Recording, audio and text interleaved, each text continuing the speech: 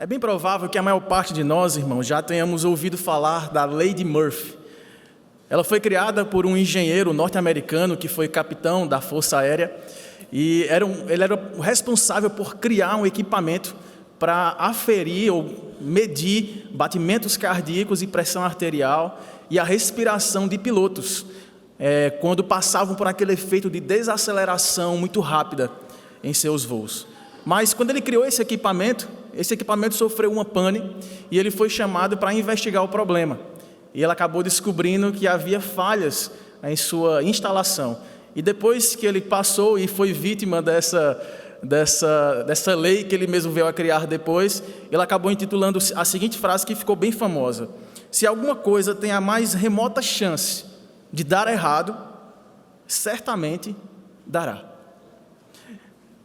E nós vemos alguns desdobramentos dessa lei em nosso dia a dia. Houveram vários estudos acerca dessa lei para tentar comprová-la cientificamente, para, por exemplo, provar o porquê de sempre que nós estamos com pão e passamos margarina ou manteiga de um lado, se ele cair no chão, sempre cai com o lado para baixo da margarina, né?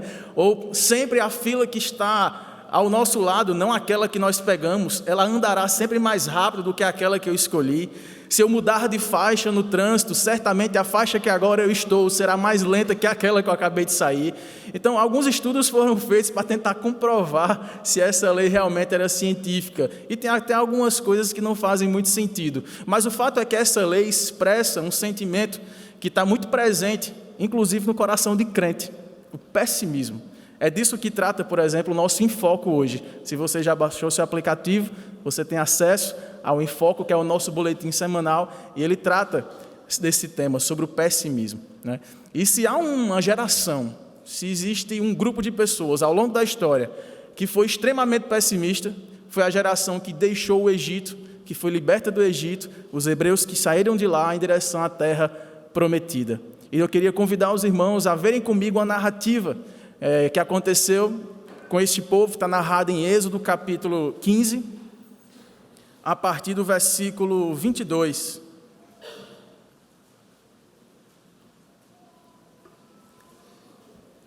Êxodo capítulo 15, a partir do versículo 22, nos diz assim a palavra do Senhor: Fez Moisés partir a Israel do Mar Vermelho, e saíram para o deserto de Sur, ou de Sur. Caminharam 3 dias no deserto, mas não acharam água. Afinal, chegaram a Mara, todavia não puderam beber as águas de Mara, porque eram amargas, e por isso chamou-se-lhe Mara. E o povo murmurou contra Moisés, dizendo: que havemos de beber? Então Moisés clamou ao Senhor, e o Senhor lhe mostrou uma árvore, lançando a Moisés nas águas, e as águas se tornaram doces.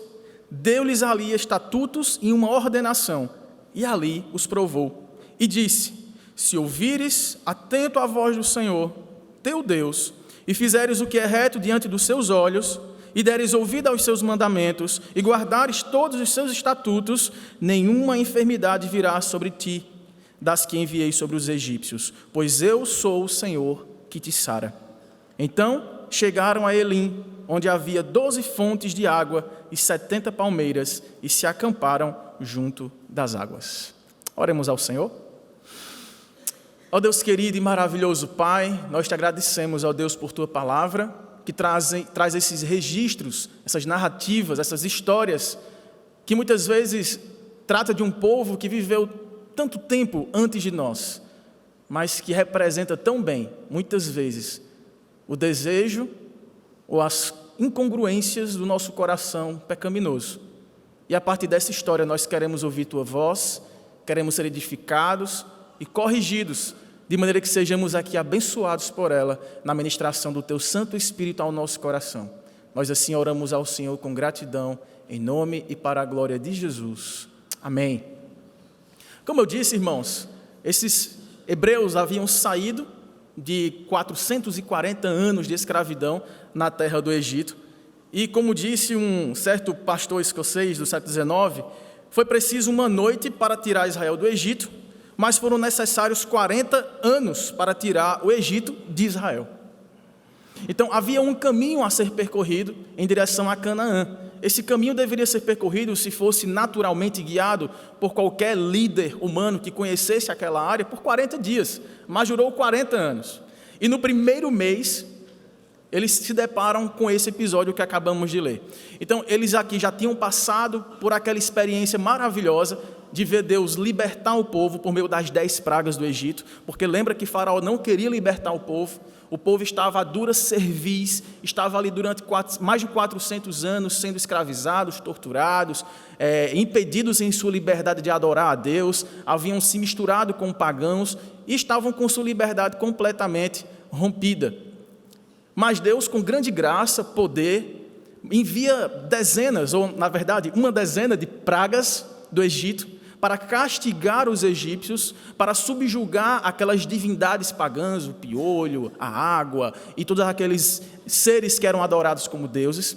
E a 10ª praga está narrada aqui no capítulo 12, ou seja, 3 ou 4 capítulos antes desse que lemos. Então, no capítulo 12 está registrado, digamos assim, um checkmate de Deus sobre as divindades pagãs, os falsos deuses egípcios e sobre Faraó para libertar o seu povo. Essa 10ª praga foi a morte dos primogênitos, foi ali instituída a Páscoa, por meio do sacrifício de um cordeiro, a família era salva da morte e poderia agora gozar de liberdade em direção à terra que Deus tinha prometido.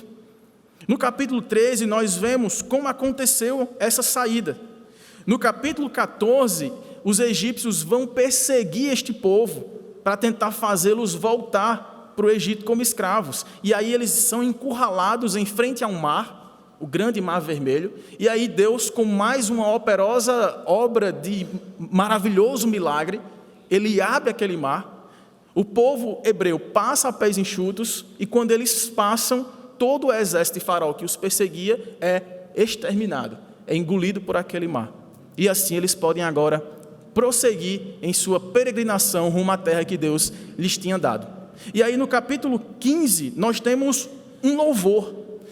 Moisés, sua irmã Miriam e toda a congregação de homens e mulheres que viram todas aquelas maravilhas, que foram abençoados por um Deus tão gracioso, tão bondoso para com eles, abrindo o mar vermelho, dando-lhes uma terra que eles não mereciam, começam a fazer um louvorzão ali, começam a louvar a Deus. E todo o capítulo 15 até o verso 21 nos traz esta poesia, este cântico que foi entoado com tanta gratidão por aquele povo.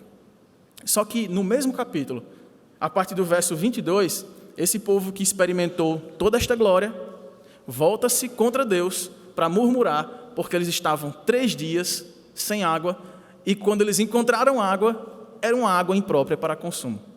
Águas de Mara, que significa amarga, uma espécie de uma lagoa que ali havia, mas que as águas eram amargas e não eram próprias para beber.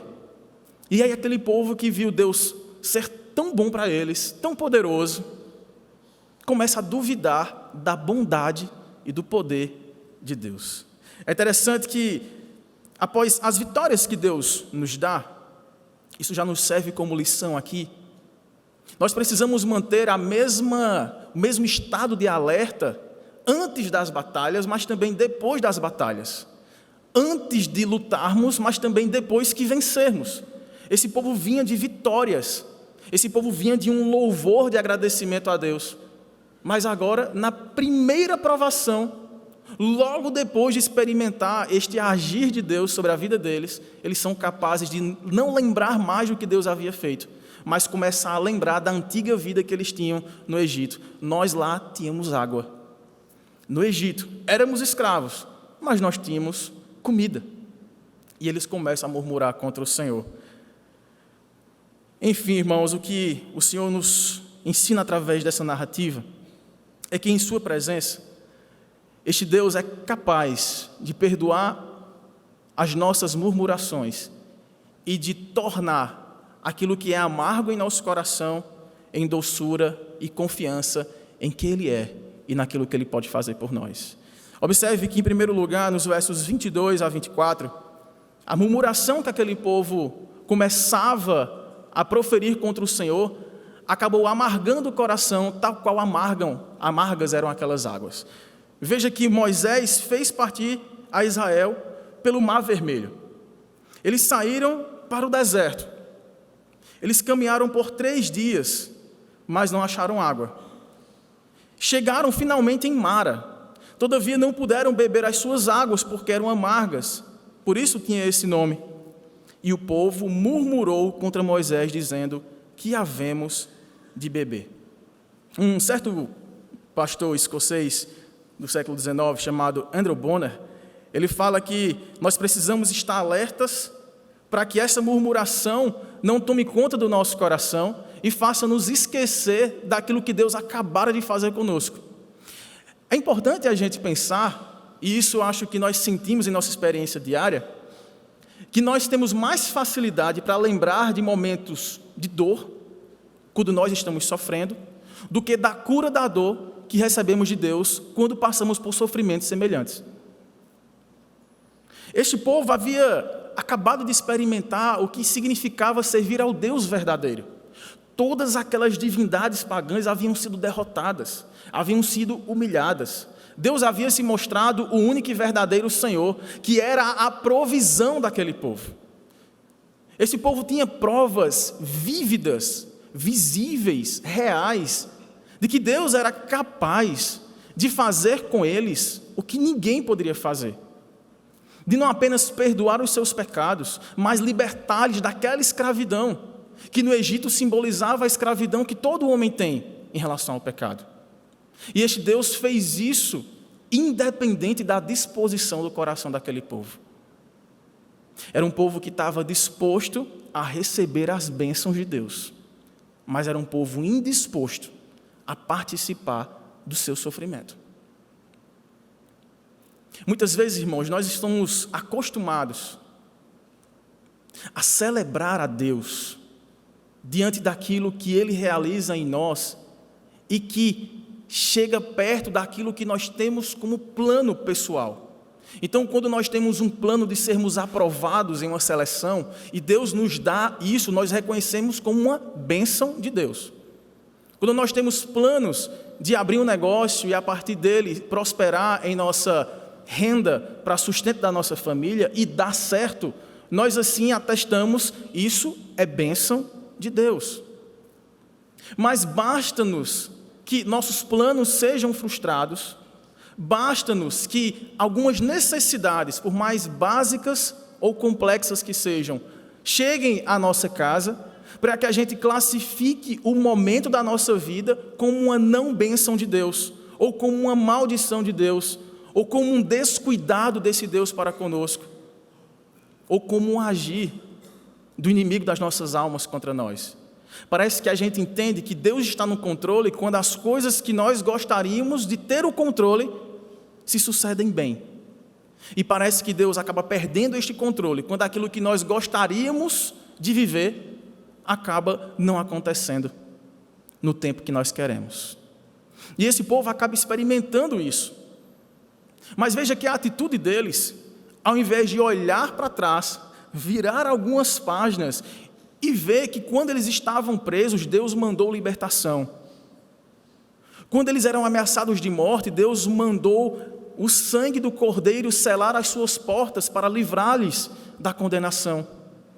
De que quando eles caminhavam sozinhos no deserto, sendo perseguidos por um grande exército, sendo encurralados para morrerem diante do Mar Vermelho, Deus simplesmente abriu aquele mar para que eles atravessassem e julgou os seus inimigos, enterrando-os todos ali.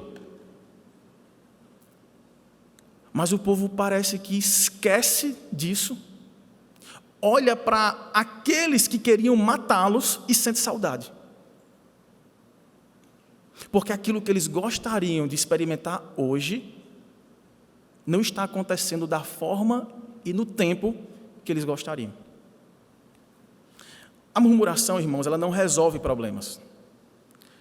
E se nós tentarmos fugir dos problemas, voltando para o Egito, como dizia um antigo pastor de Campina Grande, você só vai mudar de endereço a sua provação. A sua provação, quando ela vem de Deus, ela não vem para desanimar você, para tirar você daquele propósito para o qual Deus o estabeleceu naquele lugar e naquela história.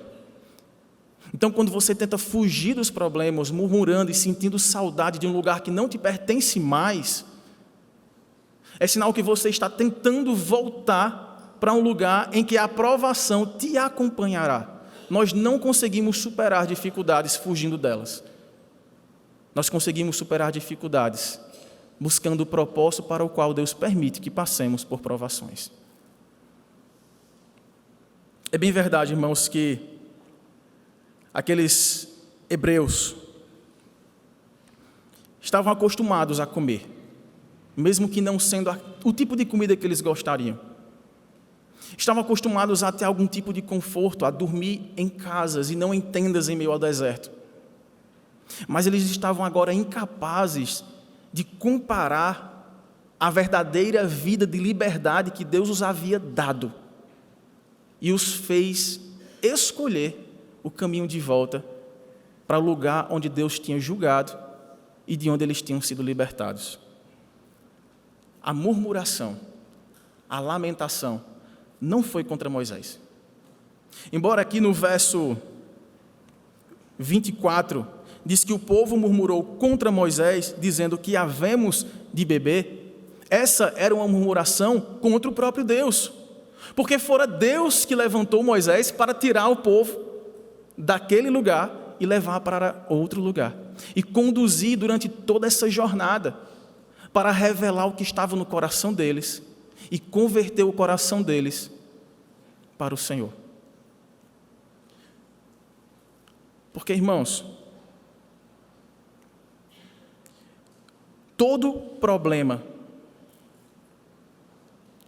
aliás, o coração de todo problema é o problema do coração. Eu não sei quem foi que disse essa frase, mas ela é repetida em alguns comentários bíblicos. Veja que o coração do problema nunca é externo a nós. O cerne do problema não era a sede do povo. O cerne do seu problema não é o seu relacionamento, não é o seu trabalho, não são as pessoas que te impedem de crescer, não são as circunstâncias externas. O grande problema, ou o coração do problema do homem, é o problema do coração do homem, é o nosso coração. E as provações que nos acontecem, elas são ministradas por Deus para que nós percebamos como está o nosso coração. Então Deus conhece o nosso coração. Quando Ele prova-nos, Ele não está provando o seu conhecimento acerca de quem somos. Ele está revelando quem somos a nós mesmos. E as nossas provações servem para nos fazer enxergar a nossa real dependência de Deus. De modo que quando aquele povo murmura contra Moisés, esse povo está murmurando contra a providência de Deus na vida deles. Deus estava adequando, corrigindo e fazendo eles aprenderem a viver com confiança e não com amargor de alma. Mas Moisés tem uma atitude diferente. A partir do verso 25, ele nos ensina que é a oração da fé que adoça a vida. Enquanto a murmuração amarga o coração, a oração da fé adoça a vida. O verso 25 e o 26 dizem o seguinte: Então Moisés clamou ao Senhor, e o Senhor lhe mostrou uma árvore. Ele pegou esta árvore e lançou nas águas, e as águas se tornaram doces. Deu-lhes ali estatutos e uma ordenação, e ali os provou, e disse: Se ouvires atento a voz do Senhor teu Deus, e fizeres o que é reto diante dos seus olhos, e deres ouvida aos seus mandamentos, e guardares todos os seus estatutos, nenhuma enfermidade virá sobre ti, das que enviei sobre os egípcios, pois eu sou o Senhor que te sara. Veja qual é a atitude que nós devemos ter diante das provações. Antes de qualquer coisa, antes de reclamar, antes de tentar lembrar de coisas que nos aconteceram, que parece que agora não acontecem mais, então isso pode ser um sinal de maldição de Deus sobre a minha vida, eu vou primeiro falar com o Deus da minha vida. E aí é assim que Moisés age. Ele clama ao Senhor, e aí Deus o ordena que ele vá àquela árvore, arranque aquele tronco e o lance sobre as águas. E quando aquele tronco bate nas águas, aquelas águas que eram amargas se tornam agora potáveis, doces, e próprias para matar a sede do povo. A ideia, irmãos, do texto aqui não é minimizar a provação. Pense bem, você está no deserto. Não apenas você como chefe da família, mas sua esposa, seus filhos, os animais. Passar um dia no deserto sem água é suportável. Passar 2 dias já é bem difícil. Mas eles estavam há 3 dias sem água. Imagine isso com crianças. Imagine o risco de perder aqueles animais. Então era uma prova real, era uma dificuldade real. Moisés em nenhum momento fala assim: vocês estão com besteira, vocês estão reclamando por nada, vocês estão preocupados sem motivo, sem razão. Não, Moisés reconhecia o risco, reconhecia a provação, mas ele sabia a quem recorrer. Ele ora a Deus. E aí, irmãos, veja que impressionante. Esse Deus que foi capaz de tornar águas do Egito em sangue, tornando-as impróprias para consumo, para salvar o povo que foi chamado para ser seu povo, é o mesmo Deus que, mesmo este povo murmurando contra ele, agora adoça águas amargas que não eram próprias para consumo, para salvar este povo de morrer no deserto de sede. É assim que Deus age conosco. Deus é esse Deus gracioso. Deus não é como nós, que muitas vezes ficamos na espera de que alguém nos faça um bem para retribuirmos. Deus age primeiro, porque Ele nos amou primeiro. Mas Ele tem os seus meios de agir. E o meio que Deus usa para que percebamos o seu agir em nosso meio e experimentemos a mudança e o livramento que precisamos na nossa vida é a oração. Moisés aqui se coloca diante do povo e diante de Deus. Moisés certamente se entristeceu ao ver um povo ingrato, que tinha todas as razões para estar confiante. Eles tinham acabado de sair de um louvorzão, narrando todas as vitórias, livramentos e bênçãos que tinham recebido de Deus. E Moisés agora vê aquele povo que estava tão jubiloso, tão alegre, tão confiante, tão feliz, tão grato, ser capaz de maldizer a Deus e desejar voltar à antiga vida. Mas quando Moisés se coloca diante de Deus em favor do povo, ele demonstra, irmãos, que quando nós passamos por provações, a nossa murmuração é uma demonstração de incredulidade, mas a nossa obediência em recorrer a Deus em oração com fé é prova de que Ele nos deu este dom maravilhoso de confiar em Deus, independente das circunstâncias. Veja que Moisés aqui faz uma oração. E aqui, alguns pregadores antigos, especialmente aqueles que gostavam de usar o método alegórico para aplicar o texto bíblico, especialmente de histórias do Antigo Testamento, eles olham para esta madeira, para esta árvore lançada sobre as águas e dizem: aqui é a cruz de Cristo, que é capaz de adoçar as amarguras da vida, nos libertando de morrer de sede, a sede da água da vida. Então a cruz de Cristo era esta árvore. Mas o texto não nos diz assim. O propósito dessa história é nos mostrar que Cristo sim estava aqui presente, mas não de forma literalista, alegórica, mas de forma tipológica. O que significa isso?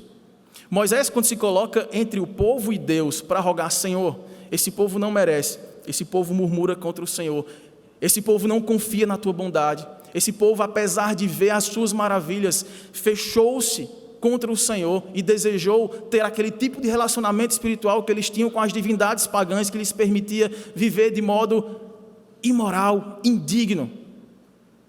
Mas, Senhor, tem misericórdia. Moisés se coloca aqui como mediador, irmãos. E isso tipifica Cristo, porque foi isso que Cristo fez por nós. Nós não merecemos nada que vem de Deus, embora já tenhamos experimentado muitas das suas bênçãos. Seja sincero, você já se pegou duvidando da bondade do Senhor sobre a sua vida? Eventos inesperados, perdas, tristezas, angústias, insegurança, frustrações, decepções, seja na área relacional, seja na área profissional. E é nesse momento que nosso coração é tentado a não se dobrar de joelhos a orar, mas dobrar-se contra Cristo e dizer no coração: Ele não quer o meu bem. Mas Moisés aqui faz aquilo que somente alguém que media esta aliança com Deus Santo poderia fazer. Ele intercede pelo povo, apontando para o que Cristo faria pela sua igreja. E é interessante que aqui nós estamos falando de água. Era uma necessidade básica, matar a sede que já os perseguia por 3 dias. Mas quando Cristo, lá no Sermão do Monte, se dirigindo àquelas pessoas que o ouviam pregar, os seus discípulos, ele falou assim: olha, tenham cuidado, para diante de necessidades básicas da vida, você se pegar perguntando: o que comerei? O que beberei? Porque isso revela uma atitude de uma ansiedade própria de corações incrédulos, que não estão confiando na provisão deste Deus, que faz com que todas essas coisas nos sejam acrescentadas. Mas não só essas coisas, o comer e o beber. A intercessão que Cristo faz por sua igreja, ela vai a necessidades muito mais profundas. E é por isso que, naquele diálogo de Jesus com a mulher samaritana, narrado em João capítulo 4, Jesus estava com sede. Ele pede à mulher que lhe sirva água. Mas quem precisava de uma água que trazia vida era a mulher que lhe estava servindo. E Jesus falou para ela: se você tomar da água que eu lhe der, fluirão rios de água viva no seu interior. E esse mesmo Jesus, em João capítulo 7, durante uma festividade israelita em que se celebrava a provisão de Deus nessa época do deserto, quando Deus fez brotar, jorrar água da pedra, quando Deus fez adoçar essas águas amargas, quando Deus fez cair maná do céu, codornizes ao final da tarde, quando Deus proveu de maneira imediata, sem qualquer meio, de maneira miraculosa, tudo aquilo que eles precisavam para sobreviver, Jesus ressignifica esses 2 elementos.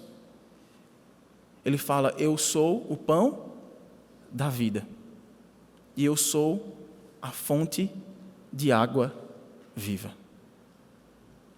Eu sou aquele que não apenas intercedo para que meu Pai supra os seus filhos e não os deixem morrer de fome, e não os deixem morrer de sede aqui, mas eu sou aquele que sacio a sua sede de vida, porque é um rio de águas vivas que fluirão dentro de você, não apenas hoje, mas por toda a eternidade.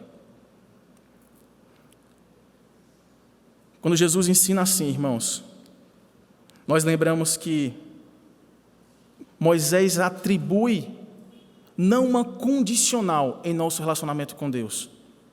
Veja que no verso 26, se você ler de forma desatenta, você vai ter a ideia que Deus está condicionando alguma coisa aqui para com o povo, porque ele fala: se ouvires atento à voz do Senhor teu Deus, e fizeres o que é reto diante dos seus olhos, e deres ouvido aos seus mandamentos, e guardarem todos os seus estatutos, nenhuma enfermidade virá sobre ti. Nenhuma enfermidade virá sobre ti.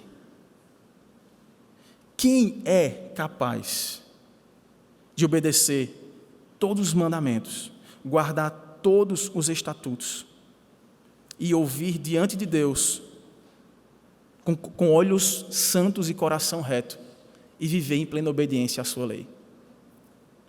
É por isso que o povo enfermava. É por isso que a consequência do pecado é a morte.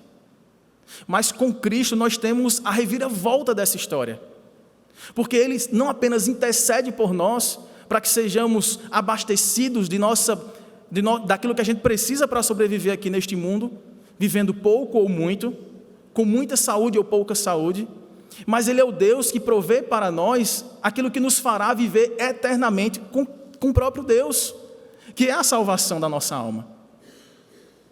E aquilo que nós precisamos para o nosso corpo também é provisionado por esse mesmo Deus que nos salvou e nos libertou dessa escravidão, que nos tornava separados de Deus por toda uma eternidade. Portanto, irmãos, se vivemos de acordo com a vontade do Senhor, não é porque nos esforçamos e temos méritos diante disso. É porque Deus já nos libertou que nós agora somos capacitados a obedecer. Não é que Deus aguardou a obediência do povo para curar o povo. Havia algum sinal de que o povo, até isso, o versículo 26, havia se arrependido de sua murmuração? Olhem para o texto. Há qualquer informação do narrador de que o povo, ao ouvir Moisés orando, se arrependeu, começou a crer no Senhor, voltou a louvar a Deus pelos seus grandes feitos, e aí sim Deus os abençoou? É isso que acontece?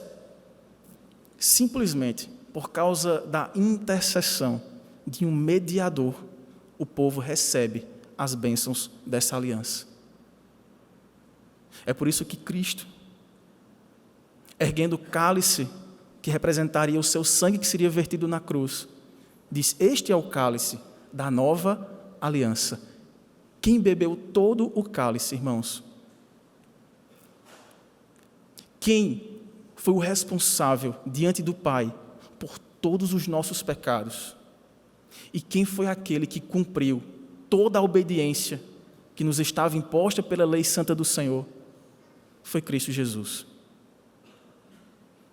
E é Ele quem faz mediação por nós, é quem nos abençoa, e é nele que nós temos não apenas perdão dos nossos pecados, mas recebemos uma capacitação, poder do Espírito Santo, para vivermos em fé, confiança e obediência na sua palavra. E o resultado final disso está no último verso do nosso texto, o verso 27, que diz assim: e então chegaram a Elim, onde havia 12 fontes de água e 70 palmeiras, e se acamparam junto das águas.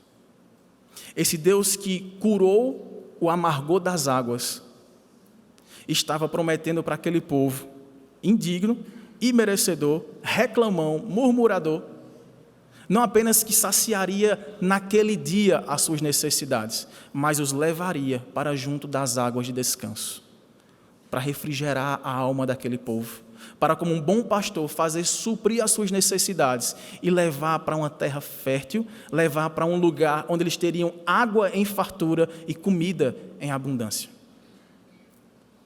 Alguns comentaristas também tentam trazer alguns significados literalistas acerca desses números. Por que 12 fontes? O que isso significaria? Será que seria uma fonte para cada tribo, dizendo que seria jorraria água ali para todo o povo, ninguém ficaria com sede? Por que 70 palmeiras? 7 seria o número da perfeição, então 70 é uma perfeição completa. Deus completamente seria o provedor deste povo, não deixaria jamais eles passarem fome e sede. A parte dessa numerologia bíblica, o que significa esse texto de forma simples? É que Deus sempre suprirá aquilo que precisamos, mas Ele muitas vezes não evitará o nosso sofrimento. Deus sempre nos dará vitória, somos mais do que vencedores, mas nós seremos vitoriosos a partir do momento em que passarmos por nossas lutas. Irmãos, aqui, essa lição chega ao final para nós de maneira muito plena. Porque a ideia é que não apenas Deus nos chama para suportar as aflições. Em Tiago, no capítulo 1,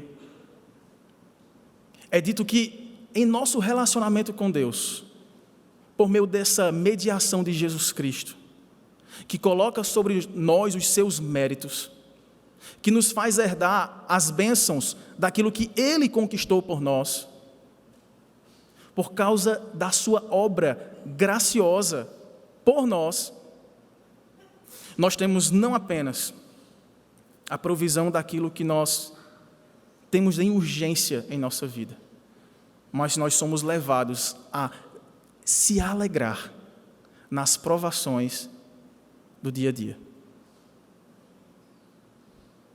Será que nós conseguimos, muitas vezes, identificar uma provação como bênção de Deus, como motivo de alegria? Parece contraditório. É difícil a gente chamar dor de bênção, doença de providência de Deus, perdas, lutos de expressão do amor de Deus, expressão do seu cuidado. Mas é assim que é, irmãos. As lutas que nós enfrentamos, as provações que nos chegam, elas não servem para nos reprovar. Porque esse é o papel do tentador, que nos tenta a fim de nos reprovar diante de Deus. Mas a própria carta de Tiago também nos diz, nesse mesmo capítulo 1, que com Deus é diferente. Ele não nos tenta, porque Deus não pode ser tentado pelo mal, mas Ele prova a todos aqueles a quem eles são chamados para ser seus filhos. E quando Deus nos prova, Ele nos prova para nos aprovar. É para, revelando o que há no nosso coração, nos fazer nos arrepender das murmurações, da falta de confiança, da falta de fé, da autossuficiência, e nos voltar para Ele em total dependência e gratidão, lembrando aquilo que Ele já fez, e sabendo que Ele é poderoso para completar aquela obra que Ele já começou em nós. Essa libertação de todos aqueles 40 anos é para nós, representativamente, a libertação que já começou no coração daqueles que creem em Jesus, como sendo o Filho de Deus que tira o pecado do mundo. Eu não sei quanto tempo tem a sua provação, se são esses 40 anos, alguns anos menos, ou se você ainda está enfrentando aquela provação que parece não chegar ao fim. Mas é em Deus que o amargor das lutas da vida são ressignificados em doçura de experimentar a providência de Deus para transformar o nosso coração e nos fazer mais parecidos com o projeto inicial de Deus para nós, que é o projeto final em Cristo, quando nos seremos conformados plenamente à sua imagem. Todas as coisas, irmãos, que nos acontecem, elas contribuem para este propósito. É para o seu bem, é para o meu bem, é para me tornar menos egoísta, é para me tornar menos orgulhoso, é para me tornar mais confiante em Deus e menos confiante na força do meu braço. As provações que o Senhor permite que cada um de nós experimentamos, é para conformar o nosso coração ao coração dele. Se você não é capaz hoje de compreender a provação pela qual você está passando, ou a sua família, ou a sua profissão, ou o seu relacionamento conjugal, familiar, com seus filhos, com seus irmãos, com a própria igreja, entenda. Deus nunca haverá de perder o controle soberano e gracioso sobre a sua vida.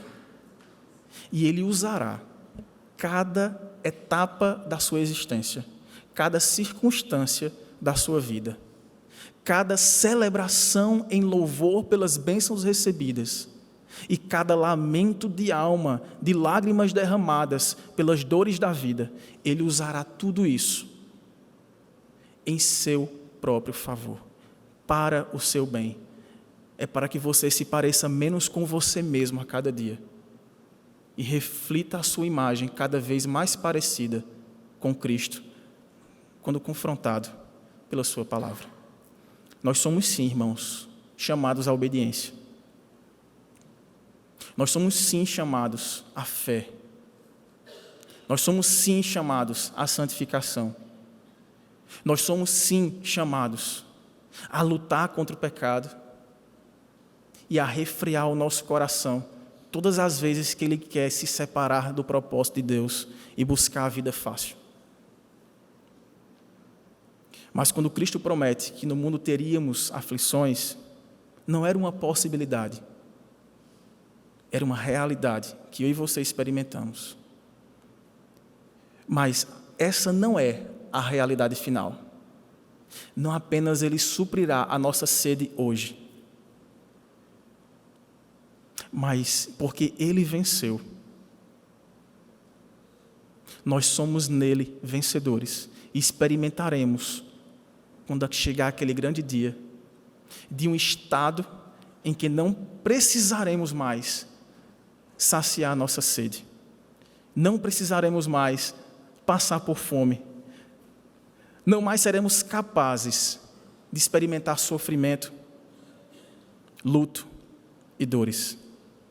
Porque aquele mediador, que tipologicamente estava expresso na figura de Moisés, o homem que intercedia pelo povo, que se colocava diante do povo, é este mesmo sumo sacerdote que de uma vez por todas comprou o seu resgate, comprou o meu resgate, que eu jamais poderia pagar.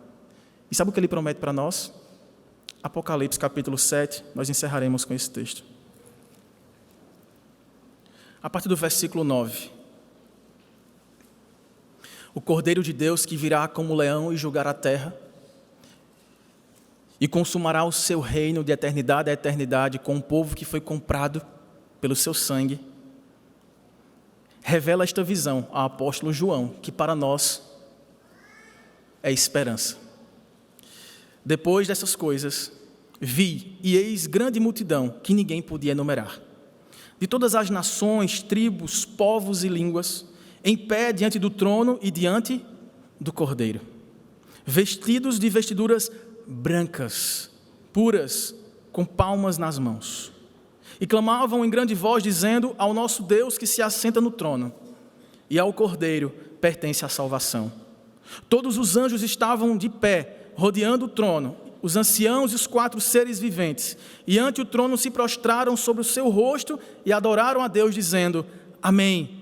O louvor e a glória e a sabedoria e as ações de graças e a honra e o poder e a força sejam ao nosso Deus pelos séculos dos séculos. Amém. E um dos anciãos tomou a palavra dizendo: estes que se vestem de vestiduras brancas, quem são e de onde vieram? Respondi-lhe: meu Senhor, tu sabes. Ele então me disse: são estes, os que vêm da grande tribulação, lavaram suas vestiduras e as alvejaram no sangue do Cordeiro, razão porque se acham diante do trono de Deus e o servem de dia e de noite no seu santuário. E aquele que se assenta no trono estenderá sobre eles o seu tabernáculo. Jamais terão fome, nunca mais terão sede, e não cairá sobre eles o sol, nem ardor algum, pois o Cordeiro que se encontra no meio do trono os apacentará e os guiará para as fontes da água da vida, e Deus lhes enxugará dos olhos toda lágrima. O Deus que se fez homem, que é a fonte da água vida, oferece a você a água que saciará a sua sede e fará fluir de dentro de você, não lagoas amargas de lamúria, mas rios de água viva, de gratidão, de confiança e de doçura em crer que mesmo em meio às tribulações, Ele se faz presente, converterá o nosso pranto em riso, o nosso luto em celebração de vida, a nossa sede em saciedade e a nossa fome em plena satisfação. E você já pode experimentar isso hoje. Vamos orar ao Senhor? Ó Deus, nós somos gratos ao Senhor, Pai, não apenas pelas bênçãos que são suficientes para nos reanimar, mas também agradecemos pelos fardos que o Senhor nos dá, que são suficientes para nos tornar humildes. Ó Deus, Tu sabes até onde cada um de nós pode suportar. A visão que o Senhor deu ao apóstolo João, de que na glória, todos aqueles que viveram aqui neste mundo de tribulação, já servem dia e noite diante do santuário do Senhor, e não mais passam sede, nem fome, nem dor, porque a fonte de água viva encheu o coração de cada um deles. Ó Pai, nós queremos que o nosso coração seja essa fonte, a jorrar. Jorrar vida, confiança, temor, alegria, paz, paciência, perseverança. Ó Pai, nós não queremos ser como aqueles que não suportam as aflições, porque acham que não merecem sofrer sendo teus filhos. Ó Deus, mas enquanto aqui vivermos, sempre que experimentarmos os sofrimentos, as dores, as restrições, nós nos lembraremos, não da antiga vida que tínhamos. Nós não queremos ser atraídos, Pai, por pensamentos consumistas, por pensamentos egoístas, hedonistas, que buscam prazer a qualquer custo. Nós somos criados para sentir este prazer em Ti e saber que em Ti nós nos assemelhamos a Cristo, não apenas na vitória contra o pecado, mas também nos assemelhamos a Cristo, nos tornando coparticipantes do seu sofrimento. Teremos aflições, Pai. Seremos afligidos. Teremos angústias, medos. Mas contigo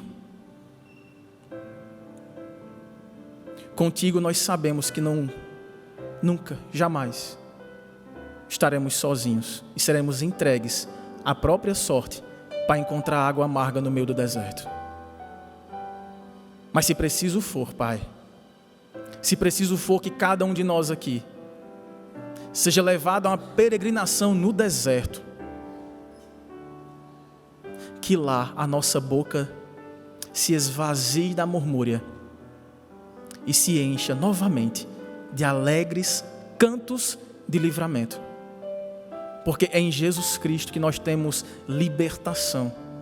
E é em Jesus Cristo que nós temos confiança de que todas as nossas necessidades, não apenas físicas e temporárias, mas espirituais e eternas, serão supridas. Ó Deus, se há alguém aqui em nosso meio hoje que ainda não compreendeu, porque ainda não experimentou o que é enxergar a vida com o propósito da salvação em Cristo, que não tem ainda o senhorio sobre os seus planos, desejos, vontades de Cristo Jesus, sendo aquele que ressignifica toda a nossa história. Ó Pai, que o Senhor inunde o coração dessa pessoa com água viva, que jorre arrependimento, que jorre fé, e que na mediação de Jesus Cristo essa pessoa possa experimentar o que é depender de Ti, viver para a Tua glória e saber que com Jesus nós temos garantia de que haverá um dia em que, sendo plenamente purificados e de vestiduras brancas alvejadas no sangue do Cordeiro, nós experimentaremos a plenitude de ter todas as nossas necessidades supridas e sermos completamente satisfeitos por toda a eternidade. Que essa decisão, Pai, que esse passo de fé seja dado aqui, enquanto é tempo. Porque o dia que nós temos é o hoje. E hoje nós ouvimos a Tua voz. E hoje nós queremos seguir ao Senhor, como ovelhas que ouviram a voz do seu pastor. Porque mesmo que este pastor nos leve por vales sombrios da morte, não temeremos mal algum, porque Tu estarás conosco. E é esse mesmo pastor que nos conduzirá naquele grande dia para junto das águas de descanso. Nós não queremos encontrar descanso aqui, Pai, o descanso que o mundo pode oferecer. Nós ansiamos pelo desejo, pelo descanso que o Senhor tem reservado para nós.